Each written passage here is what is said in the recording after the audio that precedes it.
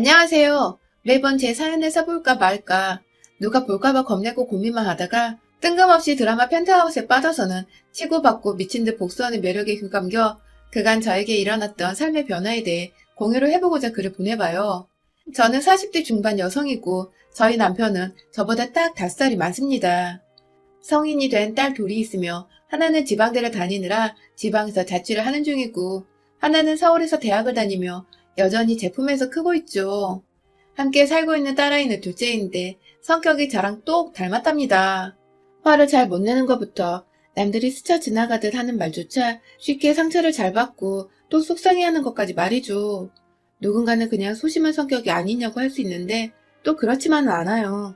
정상적으로 쓴소리를 내주고 충고나 조언을 해주면 언제든지 그 말에 공감을 하고 상처가 아닌 위로나 다짐을 하기도 하는 긍정적인 성격입니다.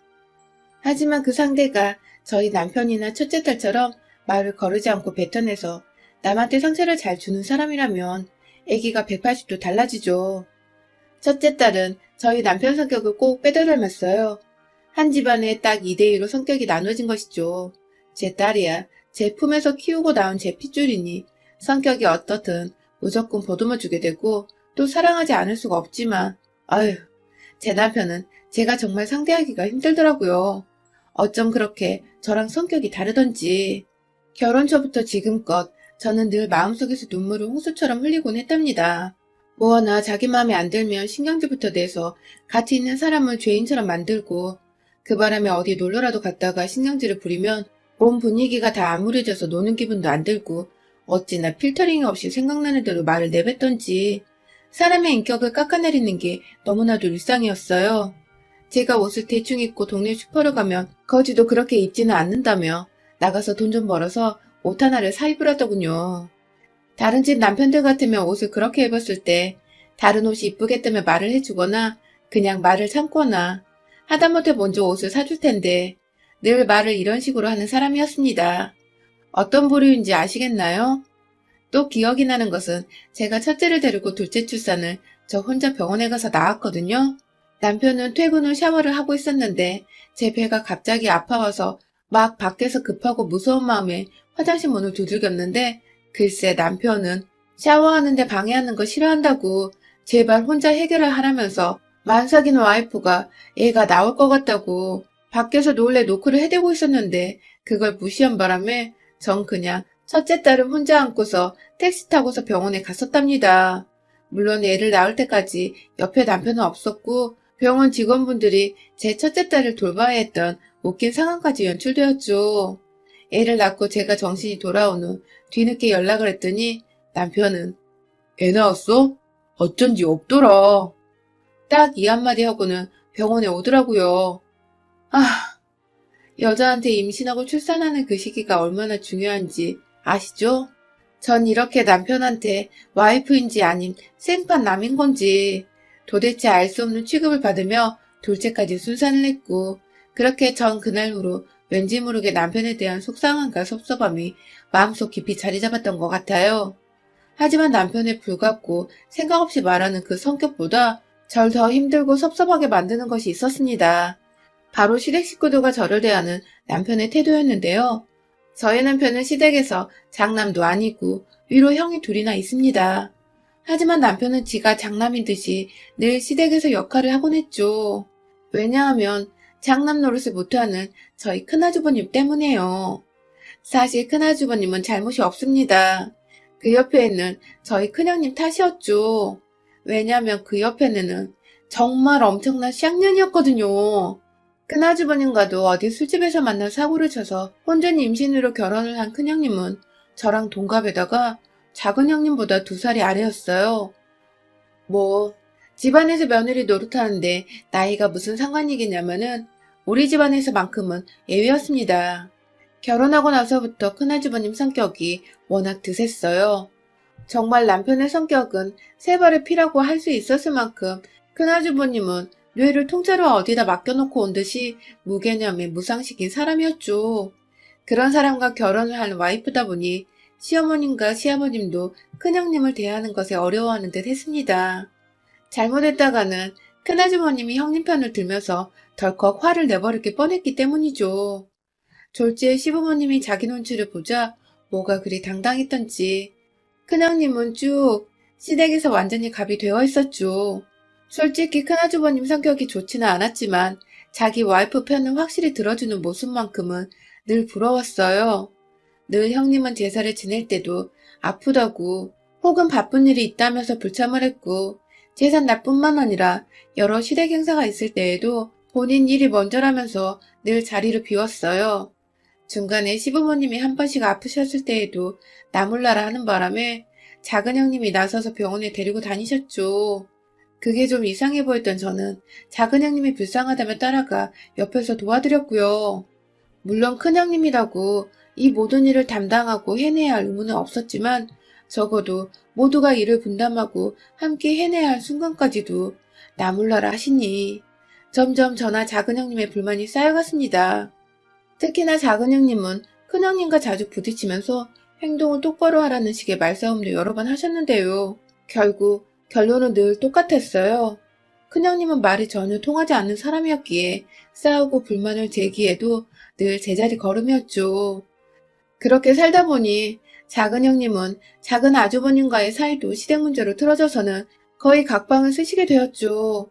부부 사이가 좋지 못하니 시댁 일에는 더욱 소홀하기 시작하셨고 제가 나름 의지하고 있었던 작은 형님까지 시댁에서 모습을 감춰버리신 바람에 시댁의 일은 온전히 막내인 제가 떠맡게 되었습니다.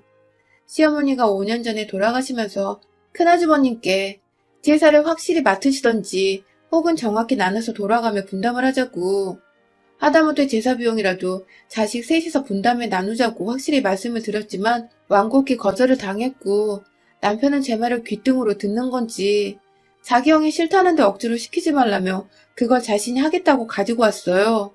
그러니까 자기 형은 장남인데도 제사를 억지로 시키면 안 되고 지 와이프는 멋모르는 막내 며느리인데 시집 오면서 쭉 맏며느리 노릇을 하다가 시어머니 돌아가신 후에도 제사까지 억지로 시켜도 된다는 논리였죠. 정말 어마무시한 쌍놈이죠. 하지만 더 큰 문제는 그렇게 제사를 모두 가져왔으면 남편이 절 좀 도와주던가 아니면 몇 없더라도 시부모님이 가지고 계시던 재산 중 일부를 더 제사를 준비하는 값으로라도 혹은 수고비로라도 형님들이 저희한테 더 얹어줘야 하는 거 아닌가요? 그런데 이놈의 망할 남편이란 인간은 제사를 도와주기는커녕 1년에 한 6번 있는 저희 제사를 늘 불구경하듯 옆에서 지켜보기만 했고 형님들은 철저히 연락이 끊겨버린 바람에 저 혼자 딸과 함께 제사상을 모두 차려냈습니다. 중간에 시아버지도 혼자 시골집에 내버려두면 불안하다고 남편이 저하고 한 번의 상의도 없이 아버님을 집으로 데려온 바람에 전 시아버지를 모시고 살기까지 했어요. 그 후 3년 정도 돌아가시긴 하셨지만 아휴 참 어른들이 돌아가시기 전까지 케어하기란 정말 쉽지 않잖아요. 식비와 병원비, 간병비로 돈은 돈대로 드는데 형제들이나 형님들이나 아무도 고맙다 혹은 미안하다의 인사를 한 번은 안 하시니 참 외롭고 힘들더라고요. 덩달아 남편도 남의 일 마냥 저를 도와주기는커녕 무시하고 일이나 시켜대니 마음의 골병이 많이 들었던 시기였어요. 그 후로도 시아버님의 쥐뿔도 안 되던 조그맣던 그 재산은 결국 셋이서 딱 3등분을 해서 나눠 가졌고 저는 제사를 모시고 시부모님을 모신 수고비는커녕 수고했다는 인사도 생략당한 채 그대로 제사까지 혼자 떠맡았습니다. 제가 억지로 식구들의 불러모와 함께 제사를 지내자고 하지 않은 이상은 그 누구도 저에게 먼저 연락을 하지 않았으며 또 제사를 지내는 것을 도와주려고 하지도 않았죠. 가장 제 옆에 있던 남편놈도 마찬가지였고요. 도움을 주긴커녕 늘 자기 부모한테 정성을 다해 제사를 지내라고. 안 그럼 부정 타서 안 한 것만 못한다고 면박을 주기 일쑤였어요.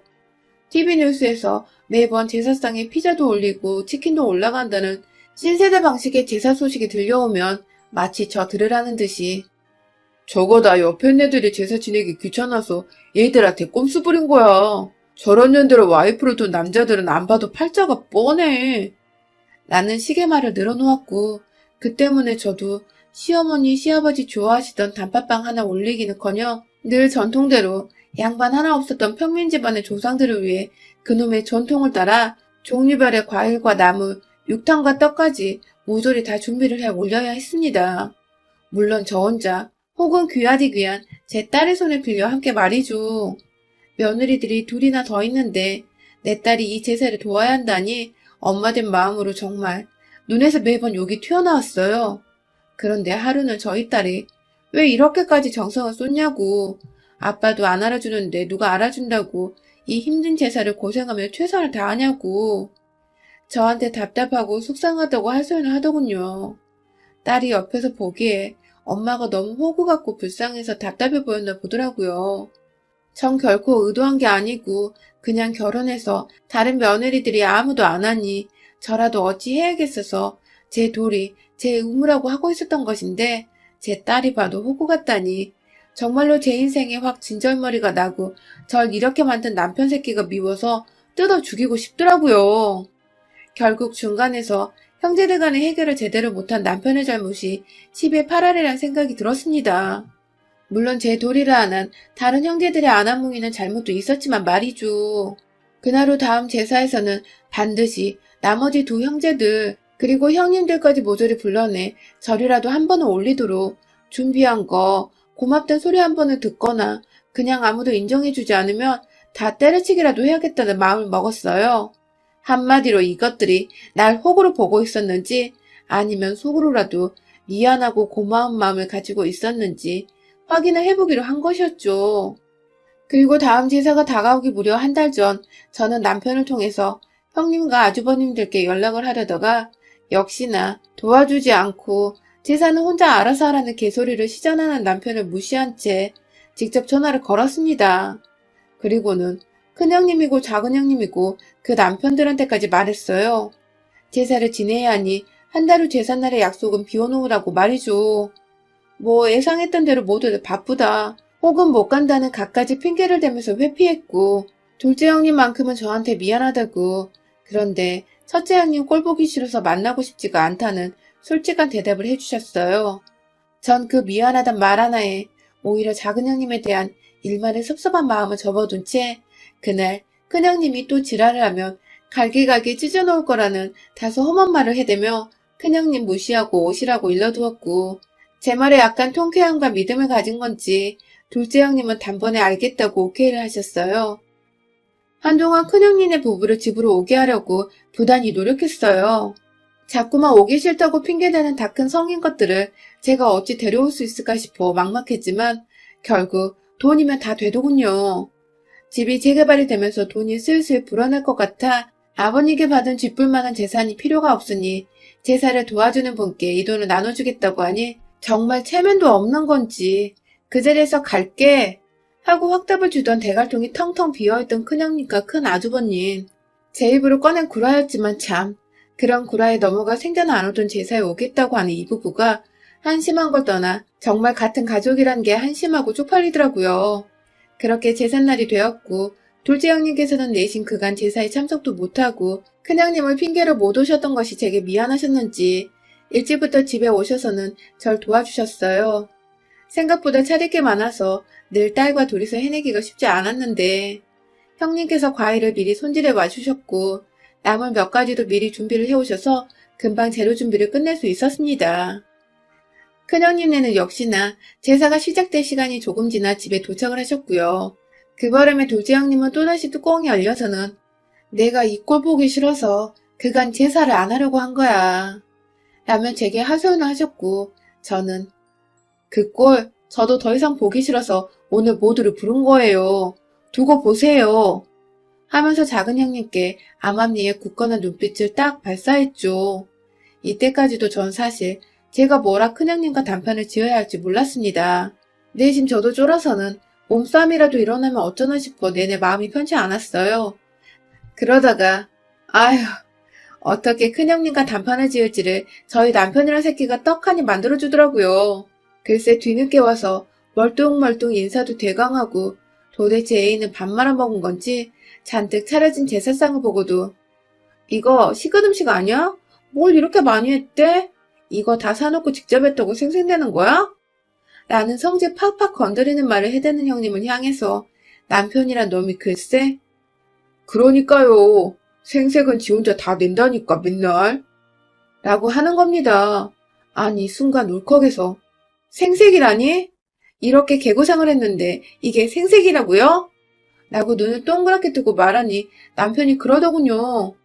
원래 너 같은 애들이 제사 차리는 거고 형수님처럼 여리여리한 분들은 그냥 옆에 서 계시는 거야. 이건 조상 때부터 이어진 국룰이야. 라고 말입니다. 그 말에 옆에 큰아주버님은 키득키득 거리고 있고 평소 큰형님과 큰아주버님 욕을 작은형님으로부터 귀가 닳도록 들은 작은아주버님은 제 눈치를 보느라 바쁘시고 작은형님은 그걸 말이라고 하냐며 눈으로 큰형님 내려 죽일 듯 야리고 계시고 제 딸은 저 대신 큰형님 뺨이라도 한 대 때릴 기세로 두 주먹을 불끈 쥐고 있고 제가 그만 이 아슬아슬한 분위기를 참고 넘기지 못하겠더라고요. 도와주는 걸 바라지는 않았지만 그렇다고 막말까진 예상을 못했네요. 곧장 부엌으로 달려가서는 주방용 가위를 손에 칼자루 쥔마냥 쥐고 나왔습니다. 영화 속에 나오던 척기처럼 그걸 손에 쥐고 나오니 큰형님은 지가 찔리는 게 있는지 끼악! 하며 비명소리와 함께 뒷걸음질을 치더라고요. 웃긴 게 큰아주머님 뒤로 숨었는데 큰아주머님은 지가 숨겠다고 형님을 앞으로 내빼고 있었어요. 그 옆에 작은 형님과 눈이 딱 마주쳤는데 저는 분명히 읽었습니다. 작은 형님의 눈에서 짱 박힌 희열과 분노로 가득 찬 응원의 그 목소리를 말이죠. 그리고는 전 곧장 제상 뒤에 세워놓은 시어머니 살아생전부터 제사했었던 그 병풍을 향해 달려갔고 손에 든 가위로 그 병풍을 갈기갈기 찢어버렸습니다. 손으로 한번 푹 찍은 뒤에 조금만 힘을 줘서 아래로 잡아당기니 병풍은 정말 힘없는 종이 마냥 흐물흐물 찢어졌어요. 그리고 이내 저는 제 손으로 만들었고 작은 형님의 작은 도움을 받은 그 제사상을 큰 형님의 부모를 향해 상을 들어 올려 확 뒤집어 넘겨버렸습니다. 상을 아예 형님네 부부 쪽으로 밀어 던지는 바람에 두 사람은 제사 음식을 덤탱이 쓴 것과 동시에 상에 맞아서 뒤로 쓰러지더군요. 더 웃긴 건 그 뒤에 소파가 있었는데 둘 다 넘어지며 소파에 앉자마자 제사 테이블이 그 위에 떨어져서 무릎을 찧어버렸고 둘 다 아프다고 비명을 지르며 일어나 겨우 테이블을 치웠는데 결국 무릎이 아팠는지 다리를 제대로 펴지도 못하고 쩔뚝거리더라고요. 두 년놈들의 꼴을 보니 남은 건 딱 한 놈. 남편 새끼였어요. 순간 감정 주체를 못하고 가위 든 손을 쥐고 올렸다가 남편이 으아! 하며 나자빠지자 저도 겨우 정신을 차렸네요.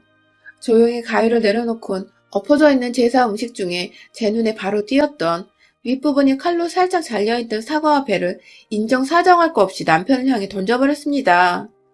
작은 형님께서 어찌나 단단한 알을 사오셨던지 던지고 남편을 맞추는 그 느낌이 너무 알차고 좋더라고요.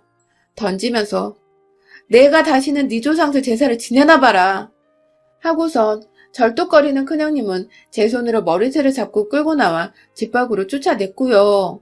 큰아주버님은 와이프가 그렇게 끌려나가니 별 수 없이 말리는 척하며 형님 따라 알아서 집 밖으로 나갔고요. 그 와중에 작은 형님은 재밌다고 깔깔 웃으면서 저를 돕겠다고 제 딸과 함께 거실에 뒹굴고 있는 제사 음식들을 치워주고 계시더라고요.